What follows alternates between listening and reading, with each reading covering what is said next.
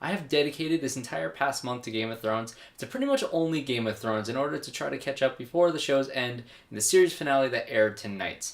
And I accomplished my goal. I actually finished the previous episode about 20 minutes before the finale started, so I watched it live with the world, which was my goal. And man, the controversies that I heard so much about, I've seen it all. I've seen the finale, and boy, do I really want to talk about this show. So please don't crucify me with what I'm about to say about my thoughts on this show. Respectful conversations about Game of Thrones.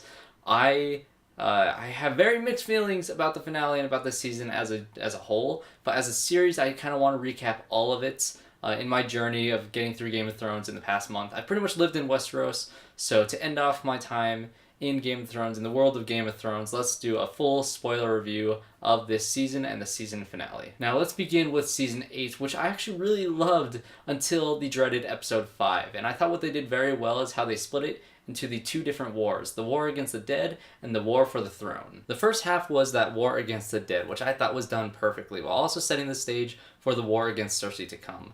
The Battle of Winterfell was fantastic and was everything I wanted from it.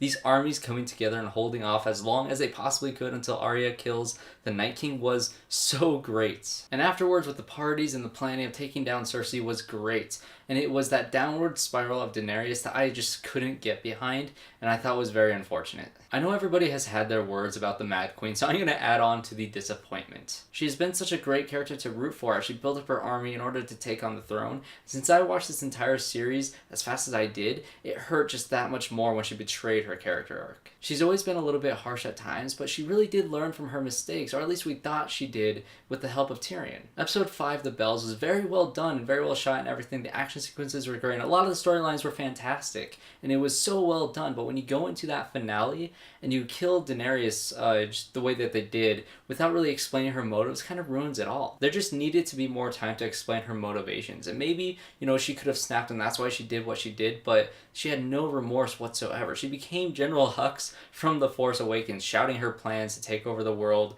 and by killing everybody who supports her enemies, including the innocents. Now, forgive me for not remembering all the names of the cities, but there was one point where Daenerys was marching into, I think it was Meereen, and she saw all these innocent girls crucified on these crosses.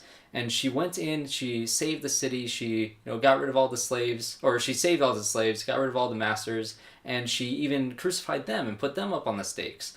But when you go into this episode, now she's killing a bunch of innocent women and children and families and all of these people in King's Landing. It just doesn't make sense to me. They had the chance to explain her motivations in this final episode of her being this evil and mad queen. They could have really explained it more, and they could have used more time to go into that shift and that kind of turn into heel, but they just didn't have the time, the episodes, and it just felt very rushed. And maybe on second watch, you can see the pieces fall together. I know they were kind of setting it up, and maybe I'm just upset about the whole thing, which is very possible. Me, after watching The Red Wedding, I think everybody was upset after that.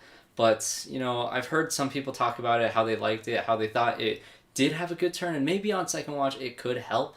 Maybe I'm just being emotional and just my gut reactions. But if you just think about it, her character arc, and maybe I just liked Daenerys too much, but it just didn't fit her character of how she would just kill these innocent people.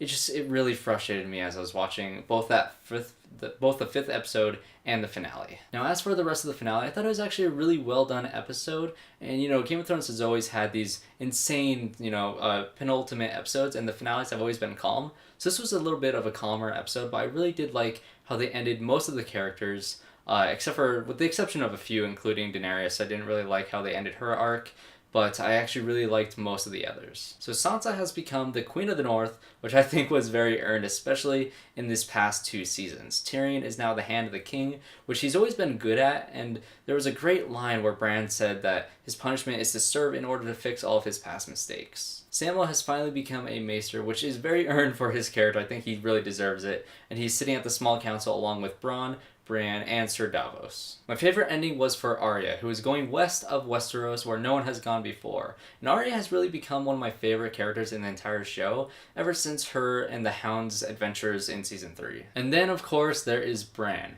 Why give him the throne? I don't understand. I know a lot of people would say he's been probably the most boring character of all the characters in the show, which I won't necessarily disagree with, but I don't understand why they would give him, of all people, the crown, especially since he hasn't been wanting to, get any titles. He said he wasn't even Brandon Stark anymore, and he had all these things. He was a three-eyed raven. I don't know why, of all the characters in the show, why give it to Bran? Makes no sense. But there's one good thing to come out of it, which is all the memes on Twitter. I love all of those. I do, however, like the state of Westeros at the end of the show, which is kind of more, it's not really a democracy, but instead of, kings and queens being born into royalty, the kings and queens are now chosen, which I thought is a really cool choice. They kind of finished that arc of Daenerys, of her wanting to break the wheel, and they did break the wheel. They have a new system, and I think that is a very interesting choice, and I actually really like how they ended that. And I was also not the biggest fan of how they ended Jon Snow, which is pretty much to revert him back to like season 1 of him being the bastard of Winterfell, or the bastard of the North,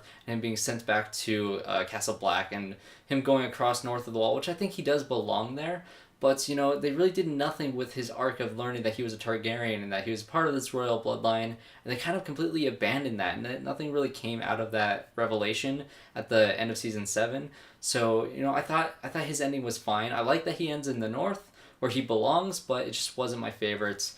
Considering he was one of my favorite characters, he just kind of reverted back to where he was in season 1. He did finally pet Ghost, which I think is one of the better memes coming out of this episode. Overall, I thought the finale was fine. I really enjoyed how most of the characters ended up, and I really loved this season up until the unfortunate turn of Daenerys. And like I said, I watched this entire show in the past month, and I wanted to point out the accomplishments that they achieved in this show from beginning to end. And let me just say that this show really did blow me out of the water. It just had me at the edge of my seat the entire time, and the battles and everything, just the show is so ambitious, and they didn't hold back whatsoever. And I think that what they did in this show proved how cinematic TV shows could be, and that there's really nothing else like this. Whether it's the intense character-driven plots or the epic battles, cinematic masterpieces like The Watchers on the Wall, Hardhome, The Battle of the Bastards, and The Long Nights, it's these characters and the epic moments that I will take away from this series, and that I will always appreciate. And although I was very disappointed in how they wrapped things up for Dany,